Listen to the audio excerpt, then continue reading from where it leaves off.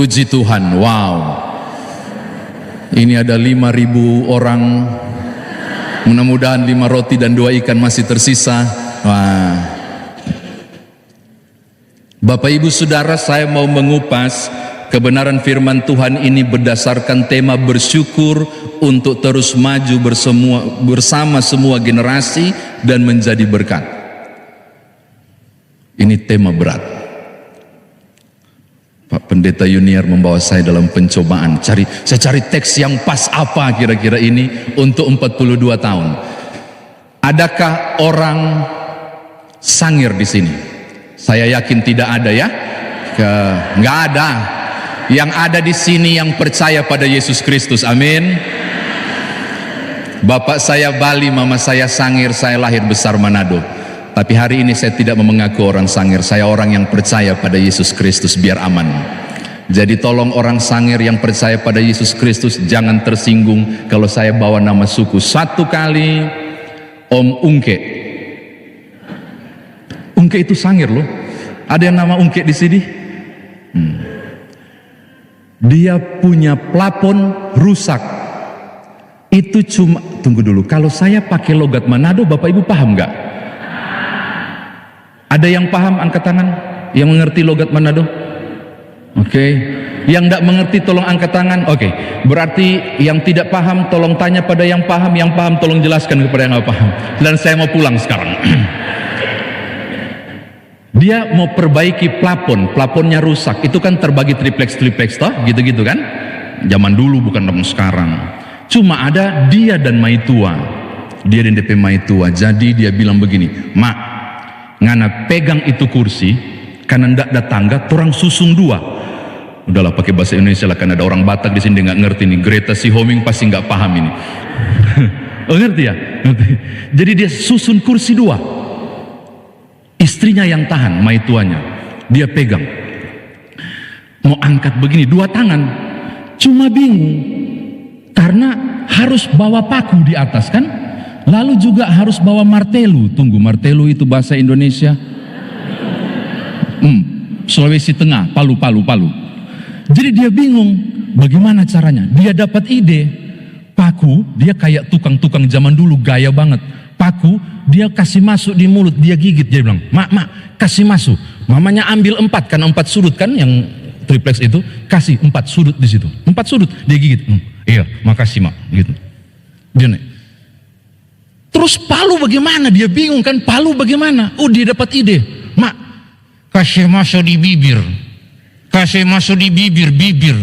Betul Bapak Ibu, itu bibir. Saya nggak tahu Om Ungke punya bibir kuat rupa apa. Dia bisa jepit itu palu loh, gitu. Sambil ada paku di dalam. Dan dia mulai naik sambil batongka begini. Bapak Ibu tidak safety toh, karena disusun 2 tidak kokoh. Baru juga Om Ungke ini kasihan. Ya begitulah. Pokoknya maju ke depan, maju mundur semua, lebar-lebar sekali dia punya badan kan. Jadi mulai kegoyang-goyang. Maitua nggak tahu sondak kuat, setelah tiba-tiba terkaget begini. Dia langsung, mak pegang baik-baik. Langsung dia sadar. Puji Tuhan mak, begitu. Puji Tuhan sambil turun totofore. Kepangana puji Tuhan, ampa paku masuk di leher. Kenapa puji Tuhan 4 paku? Kenapa bersyukur? Puji Tuhan bukan martelu yang masuk kasihan. Saudara tangkap maksud saya? Ketika Paulus bilang di 1 Tesalonika pasal 5 ayat 18, mengucap syukur dalam segala hal itu bukan perkara gampang. Karena segala hal dimaksud bukan ketika engkau senang saja, tapi segala hal yang dimaksud dalam kesusahanmu. Ketika bicara mengucap syukur termasuk 42 tahun ini, bukan cuma hal yang menyenangkan. Siapapun pelaku sejarah yang masih hidup pada proses 42 tahun yang lalu pasti tahu tentang segala hal itu. Tentang susahnya, tentang sulitnya, tentang tantangannya. Dan saudara tahu, ketika membaca Kolose ini, nanti googling, saudara akan menemukan hal menarik. Baik Filipi maupun Kolose, Paulus tulis dengan beberapa kata berulang kali muncul kata bersyukur. Entah syukur pada Tuhan, atau aku bersyukur, atau aku memuliakan Tuhan. Itu muncul begitu banyak di surat Kolose maupun Filipi. Dan ketika saudara membacanya, barangkali saudara berkata, wow, Paulus sangat hebat mengucap syukur. Saya mau kasih tahu Bapak Ibu, ketika dia bilang mengucap syukurlah, ketika dia mengatakan bersyukurlah, atau ketika dia mengatakan aku bersyukur, mungkin enak, tapi saya mau kasih tahu, itu enggak pas. Apalagi muncul di surat Kolose. Kata bersyukur yang ditulis oleh Paulus menurut saya perlu ditinjau ulang. Maaf, tidak bermaksud mengguncang iman saudara. Perlu dipertanyakan. Mengapa? Karena enggak pas situasinya. Kolose ditulis dalam penjara. Surat Filipi pun ditulis dalam penjara. Dan dua surat ini mengandung begitu banyak kalimat ekaristei dalam bahasa Yunani. Aku bersyukur atau mari bersyukur. Tolong buka pasal 4. 1 Tesalonika pasal 4 ayat 10 sebagai bukti bahwa surat ini ditulis dalam penjara. 1 Tesalonika 4 ayat 10. Salam kepada kamu dari Aristarkus, teman sepenjaraku. Garis bawahi. Tolong baca lagi ayat 18. Salam dari aku, Paulus. Salam ini kutulis dengan tanganku sendiri. Ingatlah akan belengguku. Belengguku. Bicara soal penjara, bicara soal terbelenggu. Dan kalau penjara Romawi itu, sorry, Kolose, oh ya. Maaf Bapak Ibu, jangan marah-marah, cuma salah sebut le. Kolose pasal 4 ayat 10 dan 18. Itu gunanya bawa istri begitu. Dia langsung bilang, salah, Kolose. Kolose pasal 4 ayat 10 sampai 18. Itu membuktikan dia dalam penjara, dan saudara tahu, dibelenggu.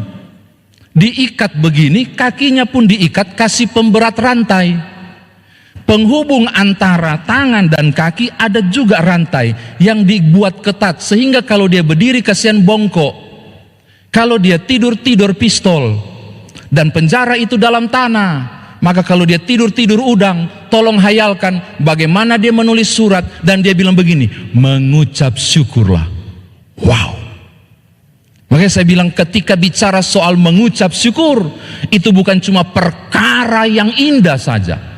Tantangan kekristenan ketika bicara tentang mengucap syukur adalah kesiapan saudara dalam segala sesuatu. Paulus di penjara dan dia melakukannya. Jadi penasaran mestinya, mengapa dia berani mengucap syukur tentang berbagai hal di kondisi yang tidak nyaman itu. Jadi kita harus cari tahu pemahaman Paulus tentang mengucap syukur. Dia kan orang Ibrani toh, orang Yahudi asli. Jadi kita harus cari akar katanya. Ternyata mengucap syukur itu dari kata dasar todah. Todah berarti orang yang mengangkat tangan dan mengucapkan hal-hal baik kepada Tuhan. Maka lahirlah kata kerja yadah, yang mengangkat tangan dan mengucapkan berbagai hal yang Tuhan buat. Maka orang yang mengucap syukur adalah orang yang mengatakan say thanks tentang apa yang Tuhan buat, tentang apa yang Tuhan lakukan. Jadi ketika Paulus mengucap syukur, dia tidak bilang tentang apa yang dia alami, tapi apa yang Tuhan buat. Kalau yang dia alami, saya menderita, saya di penjara. Tapi yang Tuhan buat adalah Tuhan buat baik. Orang mengucap syukur tidak peduli tentang apa yang dialami di bawah, tapi apa yang diyakini yang Tuhan buat dari atas. Dan saudara tahu kan yang Tuhan yakin dari atas? Rancanganku bukan rancangan kecelakaan, melainkan. Maka alasan orang mengucap syukur bukan apa yang dialami di bawah, tapi apa yang Tuhan buat. Tidak heran, dibelenggu, di penjara, dia masih bilang mengucap syukurlah. Karena fokus dia bukan ini, tapi itu. Oke, mari kita masuk ke teks Bapak Ibu. Apa yang dia tulis? Hendaklah perkataan Kristus tinggal dengan limpahnya di antara kamu, sehingga kamu dengan segala hikmat mengajar dan menegur seorang akan yang lain, dan sambil menyanyikan mazmur dan puji-pujian dan nyanyian rohani, kamu mengucap syukur kepada Allah di dalam hatimu. Perhatikan, sebelum ajakan mengucap syukur, sebelum ajakan mazmur, lalu mengucap syukur. Tapi sebelum di situ dia bilang begini, hendaklah perkataan Kristus tinggal dengan limpahnya. Ayat 17, segala sesuatu yang kamu lakukan dengan perkataan dan perbuatan, lakukanlah semua itu dalam nama Yesus sambil mengucap syukur melalui dia kepada Allah Bapa. Yesus disebut, Allah Bapa disebut. Saya menemukan sesuatu yang luar biasa. Mengapa orang harus mengucap syukur? Mengapa perlu ada glory bagi Tuhan dan pengagungannya? Orang hanya mampu mengucap syukur, bermazmur dan nyanyian rohani kalau fokusnya pada Kristus, pada Allah Bapa, pada Yesus Kristus. Dengarkan, mengucap syukur yang benar adalah fokusnya kepada Allah. Saya ulangi karena banyak orang yang mesti paham. Mengucap syukur bukan soal apa yang engkau alami, itu fokus pada dirimu. Tapi mengucap syukur adalah fokus pada Allah. Pengagungannya pada Allah. Pemuliaannya kepada Bapa, Putra dan Roh Kudus, bukan pada diri sendiri. Orang yang mengucap syukur, orang yang tahu fokus, tidak boleh keliru. Fokusnya adalah hanya kepada Tuhan, fokusnya hanya kepada Allah. Ini yang kedua. Ini kedua atau ketiga? Kedua. Dengan cara apakah? Itu menarik loh. Nyanyian rohani, mazmur dan puji-pujian. Yang kedua, perkataan dan perbuatan. Kita uraikan satu-satu. Dengan cara apakah orang mengucap syukur? Dengan cara bermazmur, dengan cara bernyanyi, dengan cara mengagungkan Tuhan. Kalau saudara mengerti kata haleluya yang dinyanyikan tadi, itu dari 3 suku kata. Halel,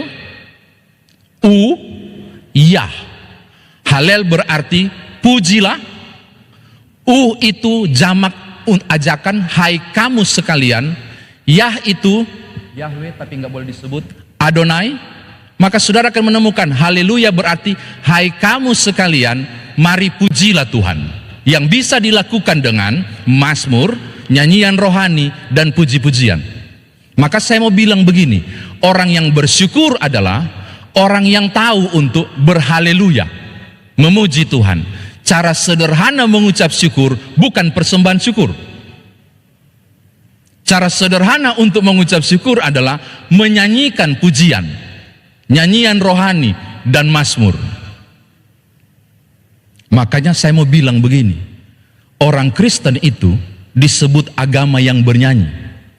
Tapi kalau saudara baca Mazmur 22 ayat 4, orang Kristen mestinya bangga. Karena Mazmur 22 ayat 4 itu bilang begini, Allah bertakhta di atas pujian Israel. Maka siapa yang bersyukur lewat pujian dan nyanyi, engkau sedang mengundang Allah dan kerup-kerupnya. Kerup-kerup itu malaikat bersayap yang mengawal. Engkau sedang mengundang hadirat Allah. Dari tadi Bapak Ibu sambil nyanyi saya sambil nengok kiri kanan. Ku pantau-pantau siapa yang tidak bernyanyi. Karena engkau tidak mengundang Allah. Gereja yang beribadah adalah gereja yang menyembah. Gereja yang menyembah adalah gereja yang menaikkan pujian. Tadi bagus.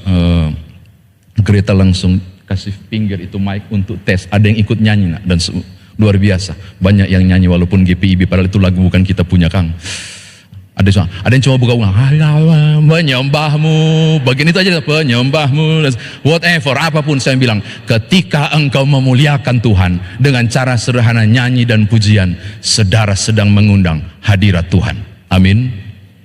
Makanya kalau ada kesempatan untuk pujian, ada nyanyian dinyanyikan dalam ibadah, menyanyilah dengan dahsyat dan keras untuk Tuhan. Kasih koma. Kalau rasa fals, tolong turunkan volumemu. Oh, penting. Kenapa gereja itu dikenal dengan, Bapak Ibu tahu, ketika ibadah saudara jadi kudus, Itu bukan karena engkau kudus, bukan karena aku yang kudus. Bapak Ibu dan saya kudis, penuh dosa. Roma pasal 3 ayat 10-11 bilang begitu. Tapi mengapa tiap kali ibadah kita dijadikan persekutuan kudus? Karena Sang Maha Kudus turun. Dengan apa? Pujian dan penyembahanmu. Makanya kalau ibadah, sikap penyembahannya harus benar. Handphone ditaruh, di silent, yang shooting pak kita dengan handphone. Aku lihat di sebelah kiriku. Ada di YouTube nggak Pak? Ada ya? Ada di YouTube kok, nggak usah lah syuting-syuting. Sudah sampai di mana tadi? Penyembahan yang benar. Jadi kalau saudara bertanya kepada saya, bagaimana aku mengucap syukur sederhana? Gampang, nyanyilah, pujianlah, agungkan Tuhan. Oh, engkau sedang membuat sorga tersenyum. Susah, infus botol keberapa? Engkau mengalami kesusahan, persoalan, nggak peduli. Bukan soal apa yang aku alami di bawah. Di kesusahanku aku mengagungkan engkau, surga tersenyum untukmu. Dan kesusahanmu bisa Tuhan pakai jadi kesaksian dan kebaikan bagi banyak orang. Cuma susah toh, gampang khotbah begini. Mau backing, oh wetae berat.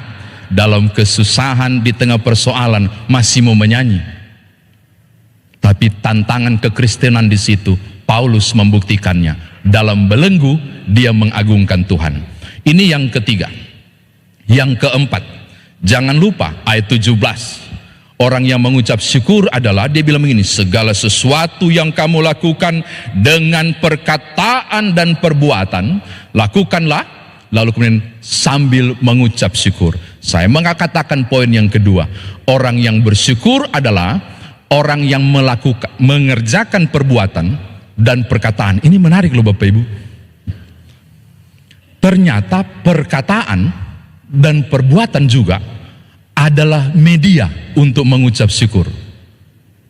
Perkataan dan perbuatan adalah media untuk mengucap syukur. Apa kabar? Bye-bye.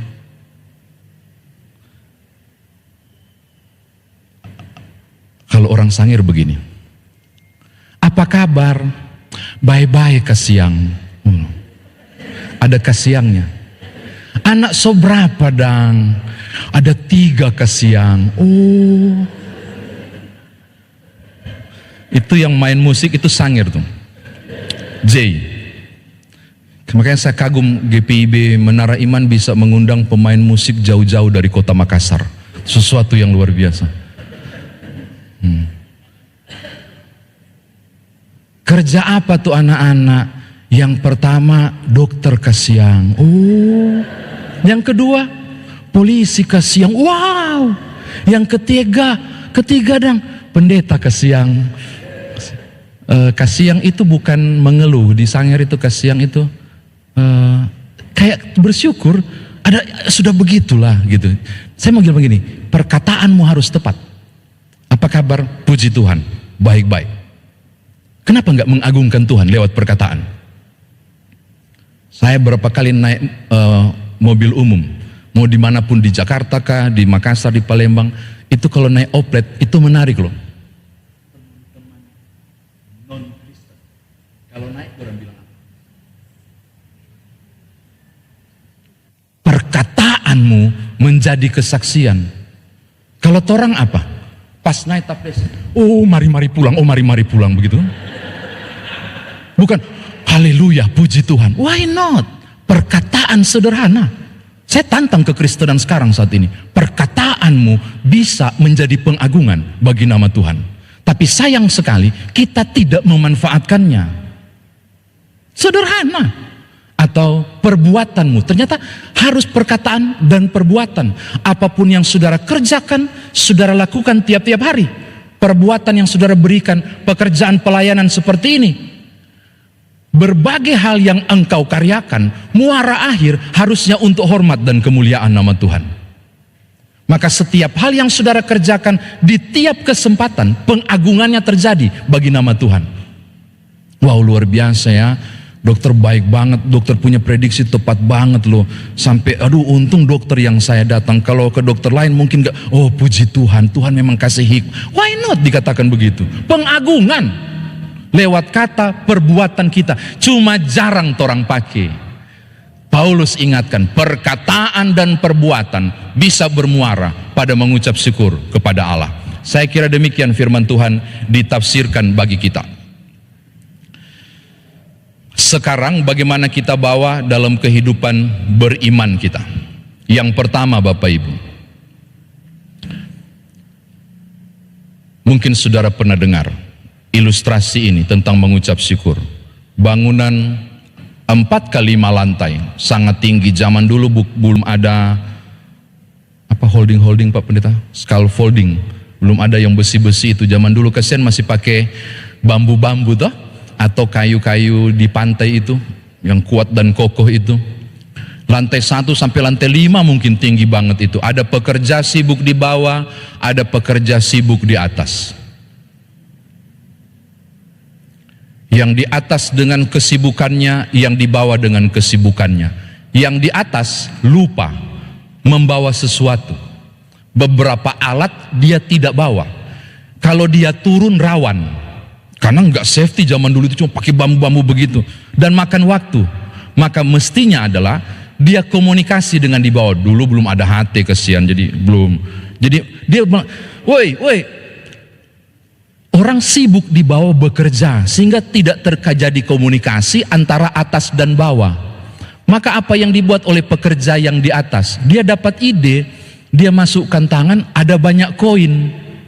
Beberapa koin 100 itu dia genggam begini, baru dia lempar.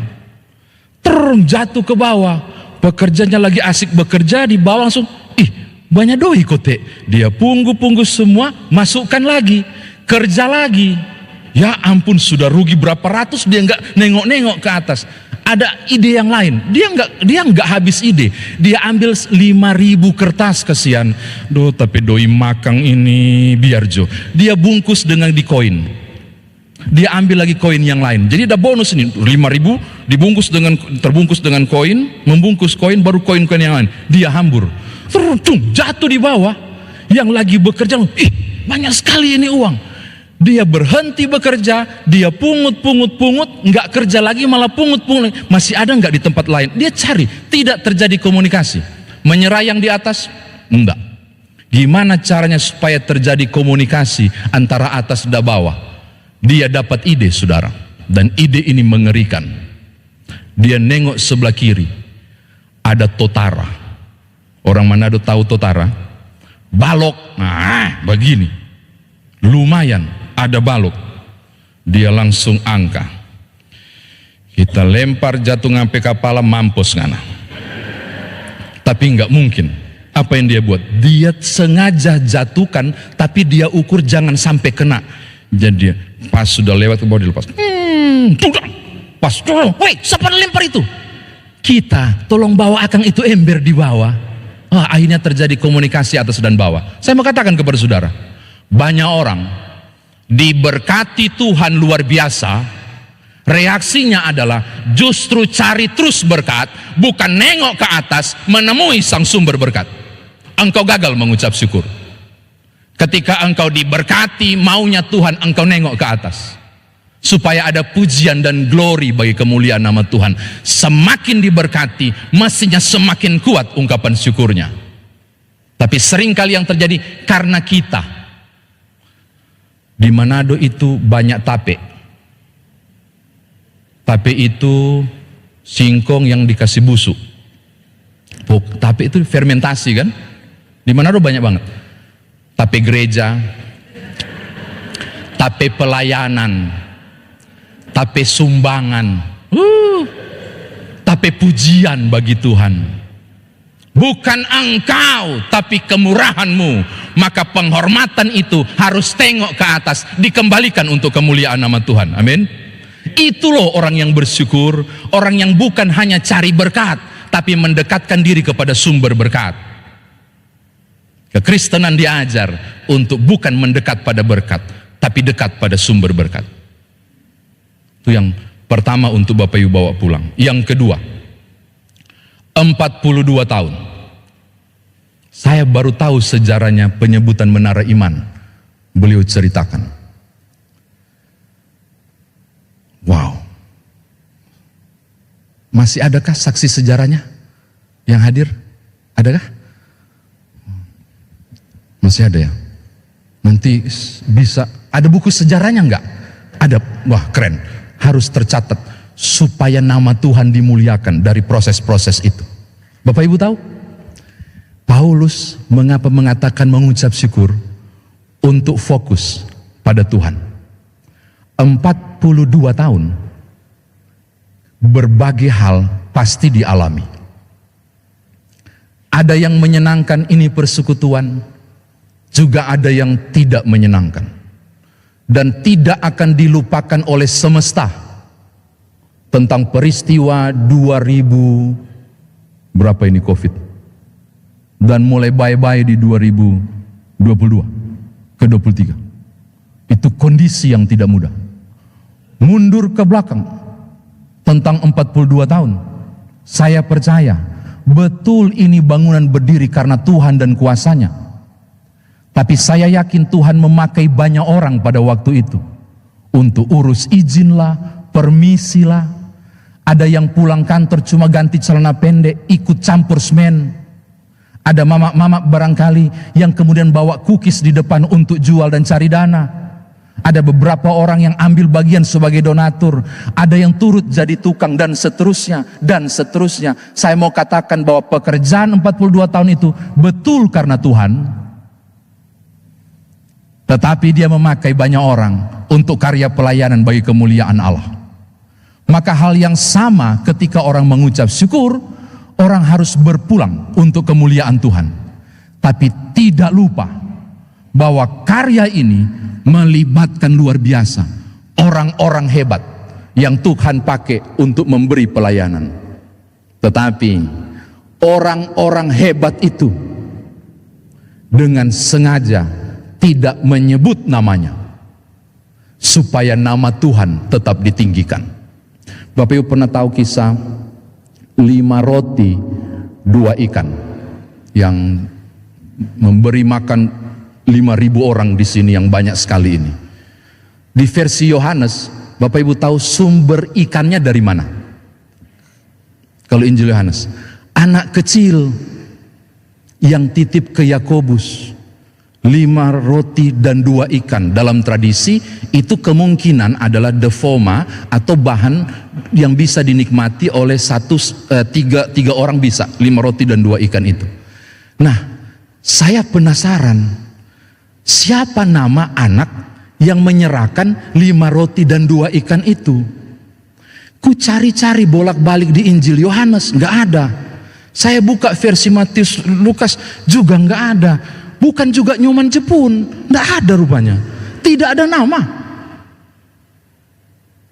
No name. Dengan sengaja Yohanes tidak menyebut nama itu. Lalu ketika 5.000 orang sudah selesai makan, ada sisa berapa bakul? Ada orang bilang dia sisa 12 bakul karena belum ada PKP waktu itu. Bukan ya. Sisa 12 bakul itu bermakna kelimpahan berkat. Kelimpahan berkat. Lalu saya cari lagi, mungkin setelah selesai kegiatan anak ini disebut. Tidak disebut. Lalu siapa yang disebut oleh Yohanes? Yesus Kristus. Sampai ujung terus dan orang berkerumun, tetap Yesus yang disebut. Saya mau katakan hal yang ketiga kepada saudara. Dia harus makin bertambah. Aku harus makin berkurang. Di tiap karya dan lakuku bukan aku yang disebut, tapi Tuhanku yang dimuliakan. Amin. Begitu. Jangan bilang tapi pelayanan, tapi sumbangan. Kalau bukan orang panitia yang kerja ini, kalau bukan orang yang undang Pak Greta, tidak mungkin ada pujian. No, untuk Tuhan. Nanti tolong datang ke Karis dong. Nanti untuk jadi berkat di Karis. Kita ada kegiatan yang sama ya, yang akan dibuat. Minta nomor. Penting bahwa saudara menyebut nama Tuhan, walaupun kita tahu ada orang yang Tuhan pakai luar biasa. Pengagungan kepada Tuhan harus terjadi. Terakhir, ini terakhir sekali. Ya, karena saya sudah perhatikan ada orang sudah batuk 3 kali. Tadi masih angguknya masih stabil. Tapi tadi beberapa sudah nggak stabil, saya sudah curiga. Turunnya pelan, baru dia naik tiba-tiba. Udahlah, itu para pengkhotbah harus sadar dan harus segera selesaikan. Terakhir yang ketiga, temanya bagus loh Bapak Ibu. Keren banget. Bersyukur untuk terus maju bersama semua generasi dan menjadi berkat. Semua generasi menjadi berkat untuk maju sebagai simbol mengucap syukur.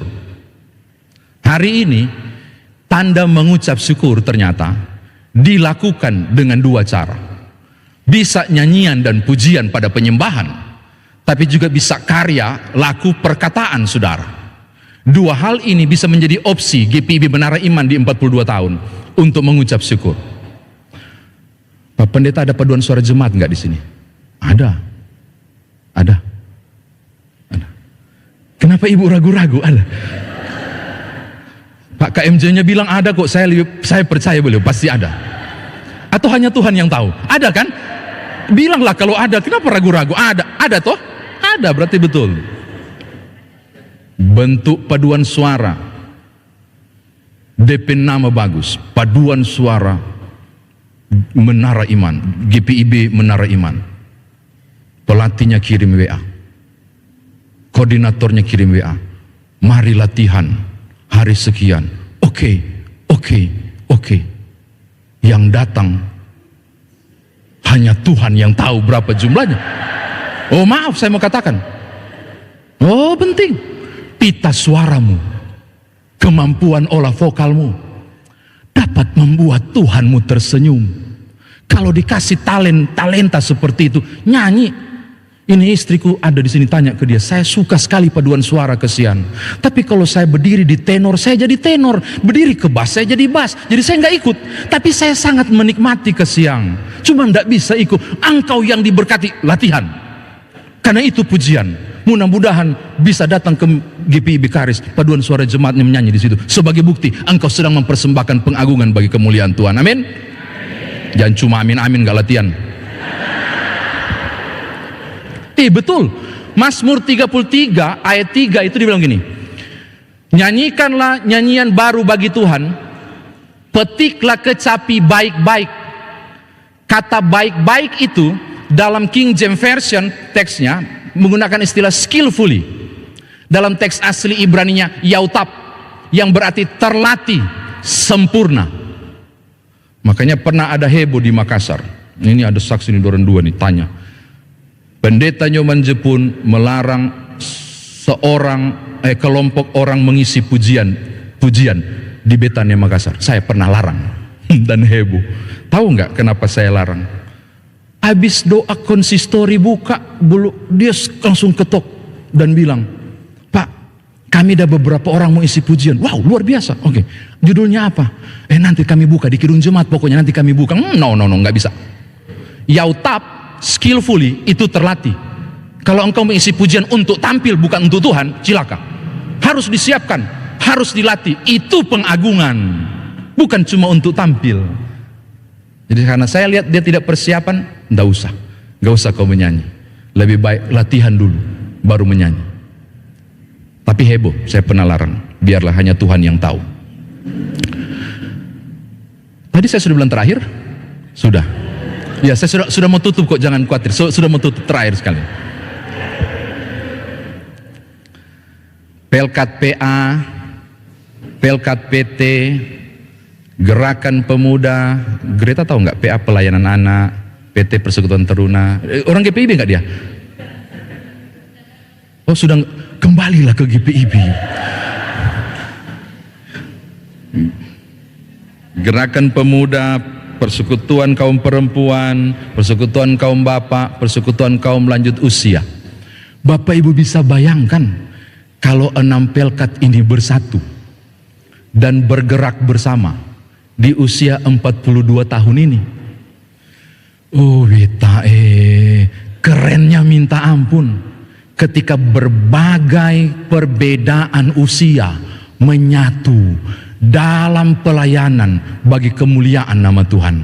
Saya yakin di mana-mana persekutuan kaum bapa lah jumlahnya paling banyak. Ya, paling banyak di rumah, maksud saya di rumah dorang paling banyak. Di sini dorang kan datang.